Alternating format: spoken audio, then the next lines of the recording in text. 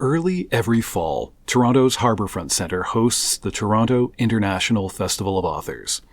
And for the past few years, we at Kobo have participated by joining amazing authors on stage to do what we do on this show, but for a live audience.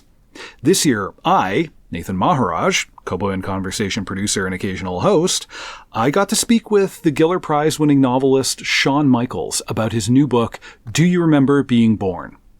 It's a really smart, funny novel about technology and art and where we draw the line between an artist and their tools.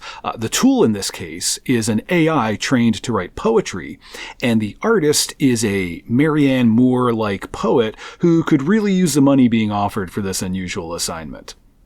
Anyway, let's head over now to the Lakeside Terrace at Harbourfront Centre for a session called ChatGPT and Verse. It is my delight to introduce you to the author joining us tonight. We actually have a choice in how I make this introduction. I wrote one, but I also had ChatGPT write one. Who wants to hear the one I wrote? Wow. Thank you. It's really good. Okay, so I guess the rest of you want to hear the one ChatGPT wrote? Is that fair? Okay, all right. Ladies and gentlemen, meet Shawn Michaels. Born in Toronto, he went from music writer to literary sensation with his 2014 debut, Us Conductors, winning the Scotiabank Giller Prize. His writing fuses history, music, and fiction into the mesmerizing tales featuring lyrical prose and profound storytelling. So let's applaud Shawn. He has joined us. He's just been introduced by a computer, okay? Welcome, Shawn. Hi, it's nice to be here. In ChatGPT's defense, I don't think it's ever attended an actual literary festival, and this took several iterations where I told it I need to read it aloud. It's going to be on stage. Can you be a bit more enthusiastic? Can I get a little more enthusiasm? Can you drop the emojis because I have to read this out loud? I didn't mention that your actual place of birth is not Toronto. That's true. It's not. No. So in the epigraph at the very beginning, we have a letter from the American poet Marianne Moore addressed to a Mr. Young of the Ford Motor Company, in which she proposes several names that they might want to use for a car. And those names include, and these are just my favorites, this is not exhaustive, Mongoose Civique, Dearborn Diamante, Pastelogram. And there are others, and they're no less fun to say, but these were my favorites. Can you tell us more about that letter and maybe give us a sense of the world of Marianne Moore? Because I believe this letter was somewhere in the genesis of this novel. Yeah, it very much was. I've been wandering around this building for the past 24 hours and having like a weird, trippy deja vu from haunting and wandering around this building in 2019 when I was here last. And I'm like, was it the same time of year? Because I really, my recollection of being here was like, it was apocalyptic and like cold and snowy and horrible, and like walking along the road here just felt like I was like, oh, it must have been during COVID. No, it wasn't. It was before. It was 2000. Anyway, I have no idea. But I was here, and just around the corner in one of the other rooms here, because I had one of those deja vu moments, I saw Andre Alexis speak, and he was reading from his latest book. And I remember I had just put out a new book. My second book, The Wagers, came out in the fall of 2019. I was here promoting it, but that meant I was between book. I didn't have a new project yet, and I had been kind of working on trying to do things for months. And I remember arriving here and kind of feeling the weird kind of grinding melancholy that some artists, certainly I feel when I don't have a thing to work on. I mean, novels take such a long time, so you really get used to having a thing you're kind of chipping away at, and then there's a certain kind of loss and empty nest kind of thing when the book finally comes out. Like this has just come out. I'm like, but I remember like kind of, maybe that's why it felt so apocalyptic. I remember kind of like throwing myself through this building, feeling all ground up, and not knowing what my next book should be, and looking for kind of guidance and inspiration and not really finding a thing that was a lantern. And I remember seeing Andre Alexis, who's a wonderful writer, but also like a kind of cerebral guy.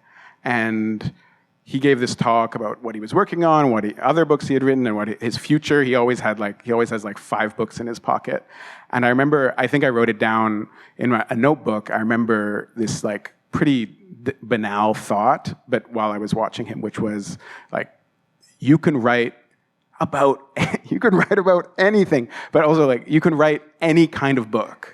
Like it's kind of I find there's something weird about a festival like this where it's this parade of kind of identical events with like writer and other person, or a couple of writers and other person. You go to the bookstore and there's a bunch of identical objects with slightly different colored fronts, but they're the same. But inside each one is like this, like one is a weird toadstool, one is a giant ogre, one is a unicorn, one is a sailboat. Like, some are just smells. Some are just smells, exactly. Like a book can be so many different things, particularly like a work of fiction. There's so many different ways to do it. And there was something liberating about it. I could do, like, stop worrying about like what story you're gonna tell. Like you can do whatever the fuck you want. And of course it didn't help. It wasn't then like, and what I will do was, I didn't know what it would be. But not long thereafter, I'd already been thinking a bit about AI. I'd been playing with some AI stuff on the internet since that spring.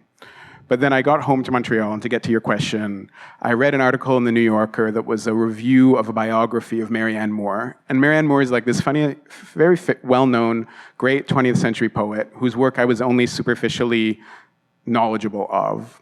But it told some of the story of her life. And it was the life of a great poet who lived this strangely small life, living in the same apartment her whole life in Manhattan, sleeping in the same bedroom, sharing a bedroom, and in fact sharing a bed with her mother. Never married, never had children, maybe no long-term relationships. She wore a cape and a tricorn hat, and in her 50s and 60s became very famous, like famous in a way that poets almost never get to be now. She would throw the first pitch at a Yankees game. She would go on The Tonight Show. She would write the liner notes for Muhammad Ali, Cassius Clay's first album. Like she was this public intellectual in this fantastic way later in life. And then there was also this curious incident with Ford, where in 1955, Ford wrote to one of the great poets of that time and said, do you want to help us name our new car? And they weren't offering a check. It was really like, do you want to help? And instead of her like turning up her nose at this project, truly understandably, she was like, sure. Because it sounds like a fun thing, like a curious invitation to have industry, capitalism be like, hey, would you like to come and play with our toys for a bit? And so for months, she sent them these incredible names, as you say, Utopian Turtle Top, Mongoose Civique, the Ford Silver Sword, the Ford Fabergé, like it does go on and on and on. And they rejected them all and ultimately called it the Ford Edsel, and it was a flop. But I found there was something really interesting about this grand artist with all of her power still being like, answering the invitation of a corporation that, I mean, it's Ford. It's not like it's Ford. And still being tempted enough to kind of like lend her art, kind of sell out herself in that way. And I thought there was something actually very universal in that impulse. And I thought I wanted to explore it a bit more. Mm-hmm. So that almost forces me to ask then, why not fictionalize that encounter then why not, fictionalize a Marianne Moore, fictionalize a Mr. Young. We'd love to know what happened to it. If this was his bright idea and they went with none of it, that's a story. Why instead take a step aside and create a Marianne Moore-like character in our contemporary time, rather than dealing with the height of post-war industry in America, instead talking about the height of information technology? Yeah, I mean, ultimately it was just, my first book is this kind of fictionalization of a historical event.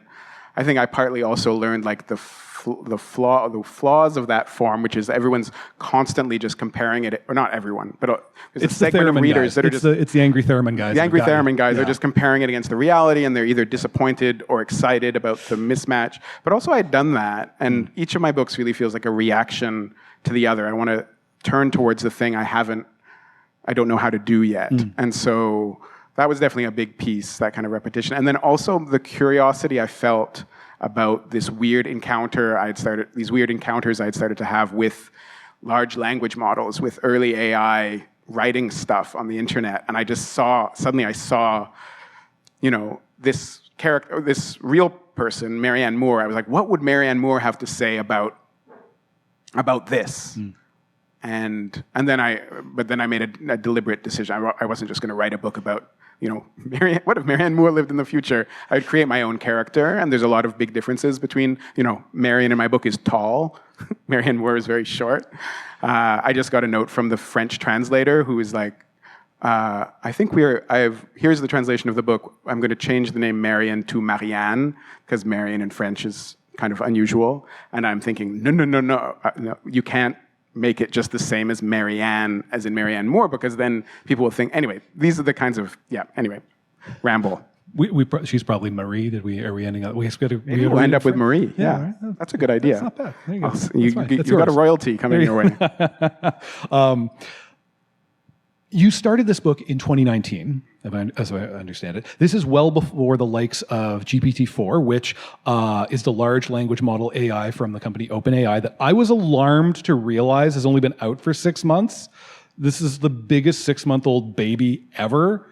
You actually were writing before GPT-4's predecessor. GPT-3 came out in 2020. It's one of many alarming things that happened that year. Was everyone taking a second? Like, what else happened in 2022? What's wrong with this guy's life? Maybe we should, we went through it together. Denial's not healthy, folks. Can you describe what were the tools like when you were beginning this book? Because I think we're so steeped now in these generative models that are able to produce prose, able to do some really remarkable things. Was 2019? Was it just you playing like autofill games in text with friends? No, I mean, so there were GPT-2. So the ChatGPT uses either GPT-4 or GPT 3.5. And then, as you say, in 2020, there was the predecessor GPT-3. We're going back from 4, 3.5, 3. In 2019, GPT-2 existed, but it was only available to researchers and developers who would apply to access through OpenAI and get on a wait list and all this kind of thing. And so I applied, and also through a researcher colleague kind of snuck my way. Oh no, that's not true. That's happened later. First, there's just a developer in Toronto. We're in Toronto. I've been saying this for years. I need to remember anyway, it doesn't matter. Except he might be here. That's why I'm like, what? But there's a website called Talk to Transformer that this developer here created, and it was just a web page with a text box where you could type in any text, and he had access to GPT-2, so you could just hit submit, and then it would like add another 20 words to the end of continue your paragraph. Just keep writing it. And it was crazy, and it was really good. Like really good it was also really bad. It was frequently off and disappointing and frustrating and stupid and contradictory. But it had this uncanny ability to surprise me with the way it would continue a thought or mimic a style. So you could paste in, I don't know, a few paragraphs I think you could manage to fit in. And the more you give it, the more, of course, it knows how to mimic a particular stylistic voice. And I could see that already it was sort of nuts. And the thing that's interesting is we're now like 4 years later, and the technology is much, much better, and its ability to mimic style is much, much better. But most people don't know that because they've mostly just used ChatGPT.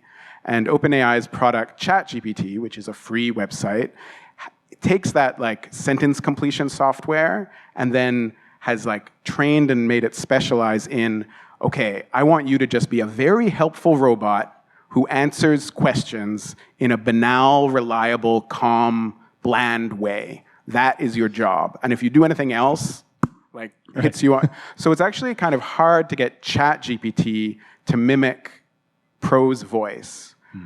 But it is not hard for the technology underneath it to do that. And I think a lot of writers, one of the fears I have is I've read articles by some of my peers saying, don't worry about this stuff. It's unable to like truly, or like Nick Cave saying, it can't write song lyrics like mine. It's like, no, it I mean, 100% it can, not just like, like obviously there's a difference between a human and a machine, but its ability to do it is better than if you ask ChatGPT, write a book in the style of Shawn Michaels. Like, it's not good at that. But if you get into GPT-4, give it a page or 100 pages of your work and ask it to keep writing, my experience is that that is one of unsettling ability, not of like absolute incompetence.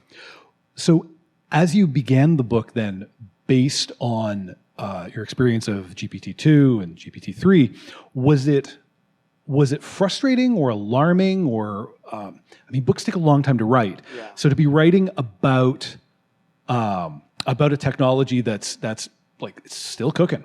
How did you manage that? How did you sort of draw boundaries around what will be happening in your book? I mean, you can't. I really just tried to write the book truly and faithfully. And I think I'm lucky in some ways that things start to get crazier and crazier, but things got really crazy about a year ago with ChatGPT and GPT-4, like November into January. And by that point, my book was done. Like I sold this book summer 2022. So like I was still editing it, but it was long past. So I didn't have to feel like, what I started to feel though at that point, starting last summer, was instead of being like, whoa, I'm really like, I was onto something, I started to feel like, oh, I'm late. Like what happens by September 2023 when the book came out, I was worried like how many other writers will have published novels on this topic. And luckily the answer is like close to zero. But it became a kind of a worry and a dread. But I will say that like initially I really imagined the book. Charlotte in the book isn't just like a large language model. She is kind of sort of maybe slightly alive in a way that the things we have today, the chatbots we have today, aren't. Like nobody really feels that they are. So it kind of like is hand wavy about what that difference is, but it says, there's a conversation when someone says like, this isn't just a large language model, this is something else. However, initially I really imagined it would take place kind of 5 years or 10 years in the future. And for a while there was even like the first page of the book would be like a few years from now. And then I changed the first page of the book would say like 1 year from now. And then by the time we were in copy edits, I'm like, let's cut that. Because by the time it's published, it might be like last week. You know, it's historical fiction. Yeah. So there's having an idea about writing a novel where a poet writes something in collaboration with a generative AI. And having that idea is not the same thing as writing the novel, where a poet writes in collaboration with a generative AI. Poetry's hard. Were you just full of that Andre Alexis inspired gumption? Like, you could have written instead of a Marianne Moorish character, you could have written an Alice Munro-ish character, and then you could have just stuck to prose. Yeah. You could have done a Lester Bangs-ish music critic. I think that's even easier. Why set that bar for yourself?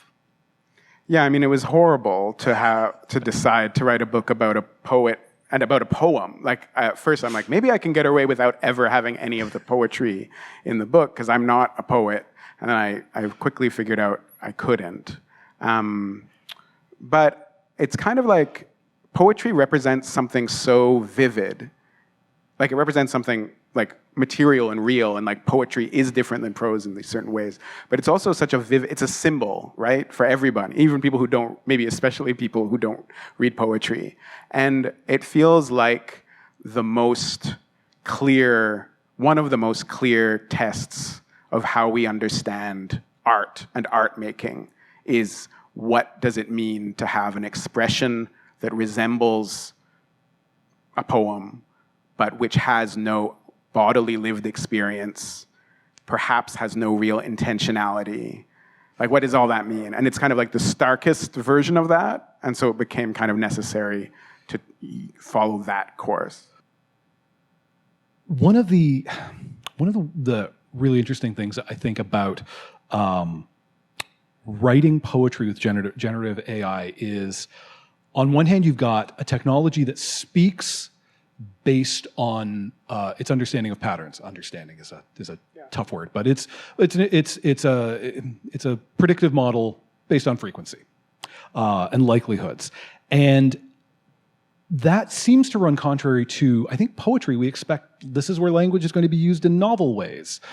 And yet there's this like elegant tension in that, well, yes, it's going to be used in novel ways, but it still has to be comprehensible to a human mind, because a human mind is where that magic of poetry actually happens. So I come to the question of like, why not let a machine write some poetry? Because the magic is cognitive. I don't know if you want to answer that, or if you want to tell us also what your experience of actually letting the machine go ahead and spout some free verse turned out to be. Yeah, well, both things are interesting. I mean, the writing of this was the first novel I've written that I didn't plan it ahead of time. I didn't heavily outline it. I kind of said, okay, I've got a premise. Marion is going to California. She has 7 days there. She's writing a poem. She's doing it to get a check for her son. Her son is middle-aged but wants to buy his first house. Housing is not, housing is what housing is in this year. She's a poet, albeit a famous poet. So she's desperate to prove that she is a good mother by helping him with a down payment on a house. Because she was spoiler alert, she was a bad mother. So I had this premise, and it's like, go. And then I didn't know where the book, like, how do you solve, like, does she succeed? Like, should she? What does it say about art if she does write a poem with an AI? And then, what does it say about art if she cannot write a poem with an AI? Like, I had no idea how to finish the book and had to figure out my answer to the questions I was posing. But I was really trying to be awake and alert to the questions that were coming up for me as I wrote this book. And I had this idea that my book, just like Marion is writing a poem with a computer, that my book could be infiltrated quietly, slowly by an AI in the same way. And so there's parts of this book that were written with AI, and I kind of try to sneak up on the reader by gradually kind of suggesting this as they begin to wait. It's like, wait, is there someone else in here with me? Like, or is there somewhere else? So anyway, I had all these thoughts. But one of the things that honestly began to like worry in the sense that like when you worry away at some, like, you know, you worry, anyway, not the worry as in like, I had great apprehensions, but like I started to fidget with a lot was, if I write, I need to come up with a really succinct example. If I write, the sunlight was like, the sunlight was like an apology. Okay, if I wrote that sentence, we would all kind of nod and think about it. Or if it happens in a story, you're like, oh, that's interesting. That's a lovely image. How does that connect with the story that is being told? How is that profound and beautiful? Or, you know, cliche and hackneyed doesn't work for me, whatever. But you kind of like, the reader makes meaning and attaches like, oh, it's like an apology, and this, oh yeah, it's sort of, anyway, you figure it out. If a random number generator, slot machine, AI, if you write in, the sunlight was like and then it chooses a random noun from the English language, and it plonked down apology, I, as a reader, would still, you know, nod along in the same way, like, yes, it's like an apology. And there's something weird that, you know, we can be fooled by AI, fooled by these AI models, by which I mean like they can write something lovely that we mistake for lovely when it's actually like meaningless. But what worried me was that humans also can write lines that aren't really intensely felt, that they don't really know what that means, that you're just blabbing on. Certainly poets, where the form is even less, like, you don't even have to tell a good yarn. You can just kind of like make weird word dreams appear in people's heads, and you're like achieving one of the goals of a certain kind of poetry. Then basically all of writing is sort of this made up thing, or can be this sort of made up thing. And it's not actually, there's not actually a clear difference there. I'm kind of a bullshit artist writing my fictional story about a fictional people having fictional problems, and trying to make something that feels, what was it ChatGPT said, like lyrical and excuse me, we're consulting. Anyway, lyrical prose and profound storytelling. Yeah, lyrical and profound, but with my nonsense. And there's not anything necessarily that different about an AI kind of randomly arriving at something that humans, we are just great meaning makers, can read and stroke our chins and be moved by. And that disquieted me. That made me uncomfortable. And then it was like, well, let's talk about that. Let's ask those questions and have Marian herself wonder at those things and try to figure out her way through. I'm so glad that when I read this book, the organizers asked me, would you like to interview Shawn Michaels at TIFA? And I was like, the wrestler? And they were like, no, the Giller Prize-winner. And I was like, wow, that's a big one. Thanks. I'm really honored. That's a really nice thing for you to ask me to do. He has a new book out. And they were like, we know that's how this works. So anyway, I started reading his book right away. I didn't even read the synopsis. I was just like, Shawn Michaels has a new book. Open. So I had no idea. No synopsis, no interviews, no nothing. All that was going to come after for me to prepare for this. And so I had the delightful experience of having no idea what was up. And maybe some of you are in this position too. So I had a suspicion, then I got to the end and there's an author's note and I'm like, oh, wow, cool trick, amazing, love that. Because there are these gray bits. Shawn, can you tell us about the gray bits? Yeah, and so gray bits meaning parts that appear in highlight, and actually like the author's note. Anyway, if you want to I need to maybe put a note on my website really spelling out, because it's not all the gray bits, it's just many of the gray bits. It's a bit confusing, but there are passages that, I don't know to explain, but there are parts of the book that were written with AI, and so I would come to a moment and I'd be curious what the AI might do in this moment, or I would deliberately be like, this is a good moment to find out what a real life AI would put in here, and then I would say, okay, complete this sentence or complete this paragraph, go, and I would see what it would write.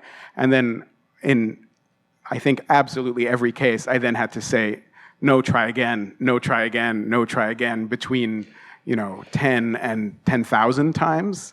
It really did feel like writing fiction with a slot machine where you're just like, let's try again, let's try again. But trying to find moments where the AI either did something I really liked, did something that was wrong in an interesting way, did something that was plain. I was also interested in places where it maintained, where it did the very obvious. Her hair was as white as it had a very hard time saying anything other than snow. It was snow, snow, snow, snow, milk, snow, snow, snow, snow, snow. That's it. And so yeah, playing with it in that way. But for instance, I was writing poetry. All of the poetry that the Charlotte character, the AI character, writes in the book was the product of AI. But GPT can't write poetry. It can only write rhyming doggerel. It was kind of misprogrammed by it's like a human problem, a human error, not a technology thing. But it was trained, fine-tuned in such a way that if you say poetry, you say free verse in the style of whoever you want to, and do not rhyme. And it'll be like, you've got it. There once was a man from Panama who, it just can't not rhyme. So I had to build or get a grant and find a developer to build a custom poetry bot, fine-tuned and trained in the ways I wanted it to speak in a kind of Charlotte-like voice that I imagined. But even then, it was because I was making my own custom thing, it was particularly insane and prone to nonsense. And so you're really okay, try again, okay, there's 3 words I like. Now we need another line. How did you choose the poets to include in that stew? I mean, it is like a stew. It's really by I started by telling Katie, who did the work, a scientist called Katie O'Neill, a computer scientist.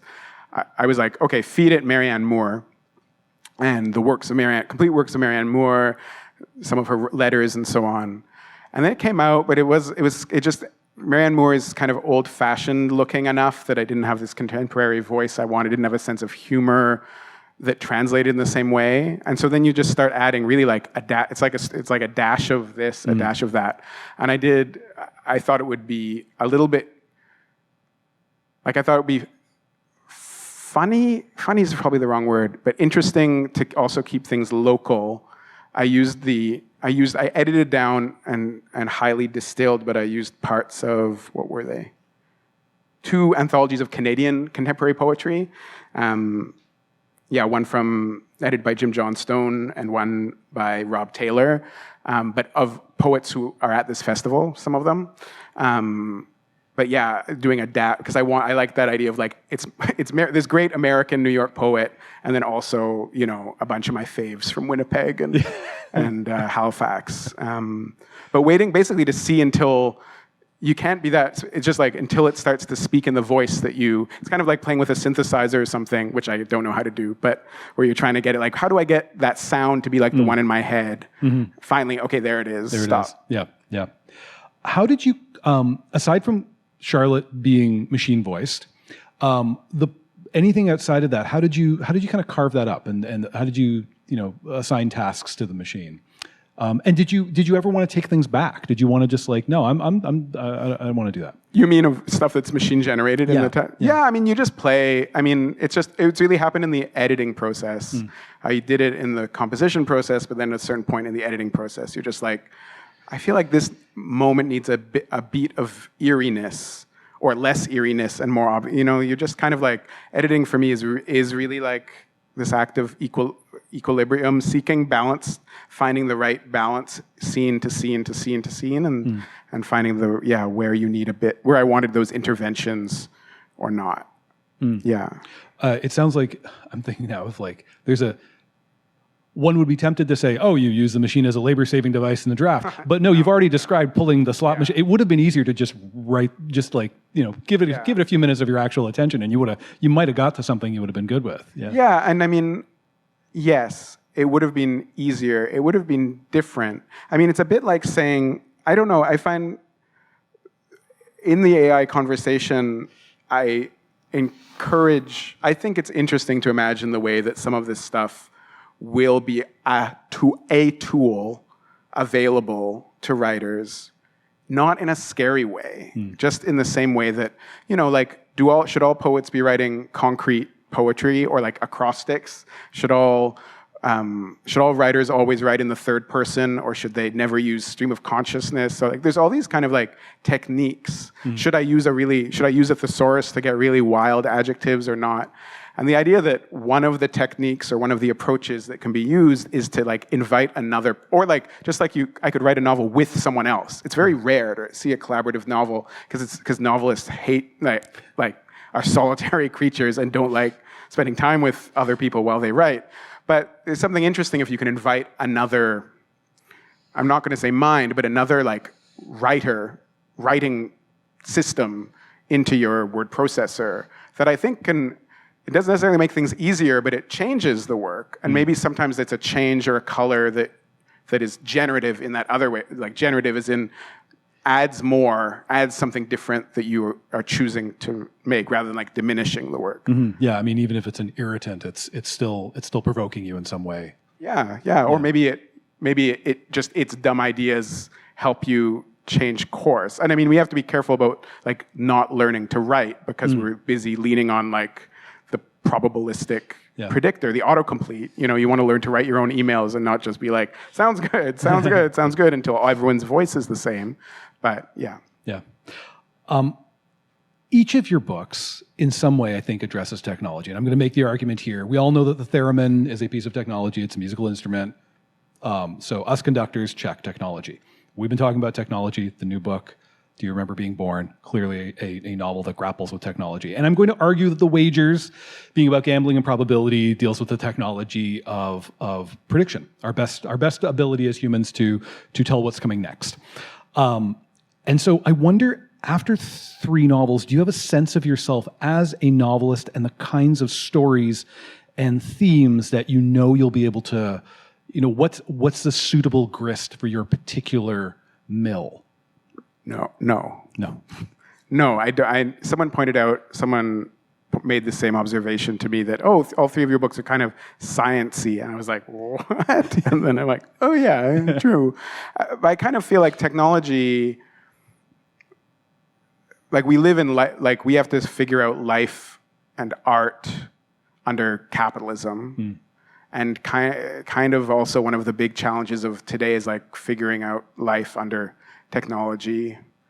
I think there's something about that feels very immediate, and I'm fluent. Like I've always been a pretty online person, and so I'm fluent in it. So why not use it? But I don't know. I don't know if I don't actually know if it's like a life theme or just a coincidence. Right. Well, I mean, you just alluded to it a little bit. This book, the plot of it really moves under the pressure of money and time. It's boxed into a week. Though well known, Marion is not exceptionally liquid, and her son Courtney seems to exist in a world we'd recognize as you can do just fine in life, and turns out you're poor. Too bad. So she wants to give him something. This tech company's proposal addresses both of those things, and I guess maybe what you're getting at is that as long as you're interested, the way I'd phrase this question was: is it possible to tell a story about technology without also addressing money, capitalism? Maybe I've actually got it backwards. That if you're interested in speaking about the forces of capital, that you wind up drawn into talking about technology. Yeah, I think that's right. I think it's hard to honestly talk about. We have to be in a pretty privileged position to be talking about the artist's life without talking about money, and like we tend not to. But like I feel like I was writing a story about a poet. Poets don't sell copies of their book. You know, like how many, you sell 200 copies of your book and you'll be happy. 500, incredible. I'm a novelist. I'm aware. I have poet friends. I'm aware of how writing novels is a commercial pursuit. Certainly the kinds of novels I write. And it's like, that's both great, but also feels sometimes like you're Marianne Moore saying like, oh, sure, Ford, sounds good. Like, oh, people want to buy my books. It's like there's a bit of a Faustian bargain that's part of it. And I just, at a certain point when I was writing about making art and also writing about the threat or like the complication brought by AI technology, it's got to also be a conversation in some way about labor and about solidarity and about people finding like the importance of people to each other and so on and so forth. And so that's, once I kind of observed that, I realized it had to be this real undertone to the book. And so there's like several characters in the book, and it's all that are connected through this idea of like, how much are we comrades? How much are we fellow laborers, in this society? How much can we find solidarity? The poet and the garbage man and the chauffeur, is it possible? Yeah, what does that look like? And is it fruitful? Yeah, is it fruitful? Oh, sorry, I want to say, because the thing that is crazy is like we tend to, I think a lot of artists think of like, to be an artist, you have to just ignore money. Think like, ignore money, try to get, stop thinking about that. Also like, ignore all the real stuff in your life, close yourself up in this private room, get an artist residency, find a refuge somewhere, send your kid off to boarding school. Like, you have to have this kind of purity to access art, when really the truth is like we live in this messy, crazy, messed up world. Is it not maybe true that one could have a richer art practice by being awake to all of it and like letting those forces blow through you and tilt your pen, like let them change what you write that tiny bit. We can have questions. Does anyone have questions? Does anyone want to seize a microphone? Amanda's got one just off the side there. Just raise your hand, because if you don't speak into the microphone, it doesn't count. It didn't happen. No? Okay. Well, we could instead play a really stupid game, because the intro is not the only thing I asked ChatGPT to write. I asked it to write some interview questions. And I have not as yet asked you any. I hope that's evident. If you would like to pick a number between 1 and 10. 9. 9. Okay. 9 is current projects. Can you give us a sneak peek into any ongoing or upcoming projects you're working on? Is there a new story or topic that has captured your imagination recently? No. This whole thing would have been over a lot faster if I outsourced the whole thing. AI might come for my job before it comes for yours. Yeah. Yeah, I'll be interviewing a robot soon enough. Let me ask then, as we talk about, because you brought up labor, and one of the funniest, saddest, tragicomic pieces are the employees of this company that surround Marion, that bring her to and from the room and talk to her and tell her about like the marketing plan and can we have something snappy by Tuesday.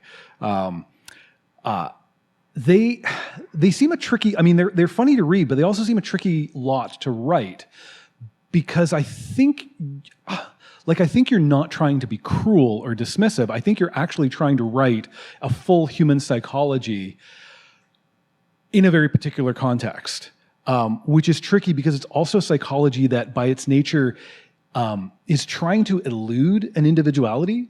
It's like really, I think it's right. Like it's a little hard to say like, okay, I'm going to make this character and they're the senior vice president of engineering and they are not the same person as the one that's involved with marketing, although both of them are very much trying to subscribe to the same hive mind.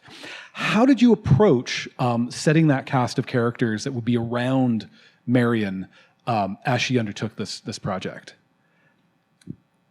My first or second or third draft, I remember showing my agent the manuscript, and she had a great note, which was that there's an unnamed, slightly mysterious tech company that's made this AI, and they have a CEO called Astrid Torres Strange, who's this formidable 28-year-old CEO. And there's a scene with Astrid, and Meredith's note was like, can you make Astrid less villainous or less Lex Luthor?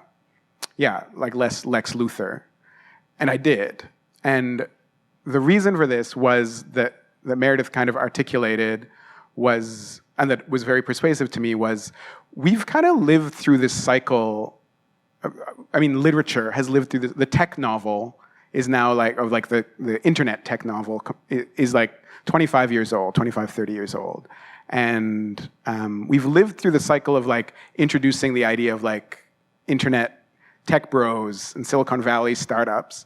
And we've also even done the like mocking them, the Silicon Valley satire and all of that. And now we're in an era where if you wrote a book about like how people who are addicted to their phones are like crazy nerds, like it would be completely like it's almost all of us, It's like this, we're no longer like separable in a way from technology. Like almost all of our jobs, we use technology all day, and in some ways we work for technology companies. If you work for a travel company, are you a travel company or are you like a website company? If you work for the Toronto Star, are you a newspaper person or do you work for the Toronto Star website? There's this way that we're all part of tech. And the idea of like mockingly and sneeringly from a distance saying, look at these like silly tech people who think they'll take over the world, whereas I have this perch to observe them from isn't, I don't think, authentic to the year 2023. So I think it's much more challenging for us to look at tech companies as something, and like the force of tech companies as something that we are complicit in, and that it's me and my sister and my friends who are the staff of these companies. And they're not just like, it's not everyone who works for a company is Peter Thiel. And in some ways, Peter Thiel being like a particularly horrible tech guy, and he's the easy target. Like the things that are wrong about technology and the planet Earth aren't due to just like Elon Musk and Peter Thiel. It's like the ways we're all complicit in systems that harm us and harm strangers. So I really thought that it was important and interesting to write a book that let those tech workers live in an ambivalent place, because otherwise it's dishonest. Like my book, my book comes out with a big giant publishing conglomerate, that's not based, it's a giant industry too. And for me to like suddenly wag my finger at people who are part of these big systems that do bad things, it's like I am as well. Yeah. There's a curious gravity in the book about Astrid, because she's very much an offstage character, but she's like, it's like how what is it, like the moons of Neptune were intuited by their gravitational pull on the planet, of like, we can't see them, but that planet's moving in a way that says there's something out there that's pulling it around, and the people are very much like, once you say Astrid, the temperature of the room drops 2 degrees. And everyone straightens up a little bit more, and everyone's living for Astrid, and they're internalized. It occurs to me, actually, there's like they've kind of got a generative AI called Astrid running in their minds at all times that they're kind of having a conversation with, and it's just a question of like convincing everyone else that the generative Astrid you have is telling you better things to do than the generative Astrid that the others have. Some of these are writers' tricks, like it doesn't mean that they're inauthentic or anything like that, but you start to have a toolkit of ways to write hopefully a good book. And something like, I'm going to introduce a character in chapter 1 or 2, throw the ball in the air. It gives you you've got quite a bit of time where the audience is going to keep reading, waiting for the ball to come down again. And so a lot of the process early in a book is kind of like throwing a bunch of balls in the air to make everyone keep reading until you get later. And so even just a character like that, it's like a book like this where I want to do a meditation on, art, labor, the connections we have with one another, technology, whatever, the meaning of life. It's like, that doesn't sound very compelling. So you've got to like use some of the architectural techniques that we have in literature to make that meditation move and give it kind of velocity. And so introducing a character that's very interesting and that everyone's interested in, but we don't get to see, is a trick. Was there more of her in that earlier villainous draft? There was at one moment more of her, but I don't think. At times I played with her having an earlier appearance. But also, like a book, whenever I write a book, I really want it to have its own weather. I want it to have like a feel, a vibe. Like I have an idea of the feel, the weather of it before I've written the book. And I kind of like trying to like express this vibe. And one of the vibes of this book was that it was very short. And it doesn't, it's actually about the same number of pages as my previous books, but it's because it's got all these like chat transcripts with very few lines and lots of page breaks. So in words, it's like 30 or 40% shorter. And so when you're writing a short book, you have to like, what can I take out? How can I make this simpler? How can I make this simpler? So characters start to recede. And if you're going to have a character with a name, you have to make sure you want very few characters with names, and you want to remove what you can. So it's like if you have extra Astrid, take her out. Yeah, we're not supposed to talk about liking books because they're short, because we're supposed to I think that's capitalism again telling us more pages. But what actually one of the things I really appreciated about it was that it takes place in a week.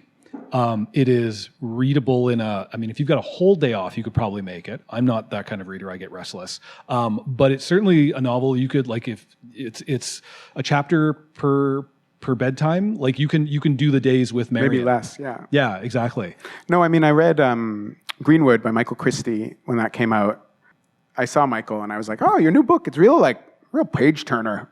Nice one. Huh? And good work. And then Michael was like, somebody told me how to do that. You just write really short chapters. And I was like, really? He's like, yeah, man, short chapters. Just gives it I was like, And so I was like, well, let me try playing with this. And that's also this book has short chapters, not just to make it page, but I was like, what does that feel like? How does that, let me play with that rhythm, shorter chapters. And in some cases, there's chapters here, Though actually the Random House, the Canadian formatting, there were so many chapters, and yeah, maybe you don't, that's true. The Canadian edition of the book, I had all these tiny chapters, sometimes a chapter with one sentence. And because of printing costs, here they were we want to make them scene breaks and not always a full chapter break. It may have also been, because I read it as an ebook, right. Right? So I would have seen it. Yeah, you wouldn't have seen it. Yeah, I also had no heft in my hand either. Yes. I was just Capitalism. Capitalism, incorporeality. But my American edition has more empty pages in it. I wonder how different. I have to do an A/B test to see. Yeah.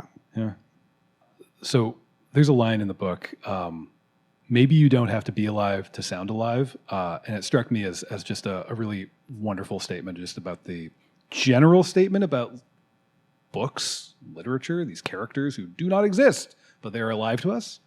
And I thought that was really lovely. And I think this book is lovely in a very peculiar way that I was not prepared for, and I really loved it. So thank you for writing it, and thank you for being here, Sean. Thanks, Nathan. Thank you, all of you. Thank you. That was me in conversation with Sean Michaels, author of the novel Do You Remember Being Born? This live edition of Kobo in Conversation was hosted by me, Nathan Maharaj, and produced with help from the folks at Harbourfront Centre and, of course, the Toronto International Festival of Authors. If you enjoyed it and you're in the Greater Toronto area in late September next year, check it out. The programming is very likely to be of interest to anybody who listens to this show, and especially anybody who listens all the way through to the closing credits, like you. Thank you for listening.